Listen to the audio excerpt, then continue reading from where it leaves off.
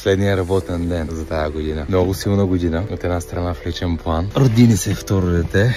От друга страна в професионален план. Постигнахме си на 105% таргетите на годината. Първо да започнем там, че направихме брутален видеопродъкшн. В момента видеопродъкшн го скалираме и с модели от към AI. Правим по не знам с колко 100 видеа на месец. Следващата година чакайте много кейстерите от нас в тази посока. Благодарен съм на PPC екипа, че през тази година си скъсаха гъто да постигнат резултатите на клиентите. Особено в Q4 постигнаха резултати на 96% от клиентите. Признаваме си моменти там, където не сме успели да постигнем резултати. И не се фокусираме много върху грешките и гледаме да не ги повтаряме. Не задаваме въпрос как да не се повтори никога повече. Да, всичко от себе си. Изключително признателен. Също мога да кажа за PM екипа, за всички екипи. PM екипа, това тази цялата работа в Q4 да организираш. Сигурно са минали не знам колко хиляди кампании, които трябва да се организират на време, да се измислят стратегии, да се направят, да се координират. Нямаме изпуснат срок, хора. Дизайните и копирайтерите, перфекционисти от всякъде, креативни хора. Маркетинга, знаете ли, че тази година сме имали не знам колко онлайн събития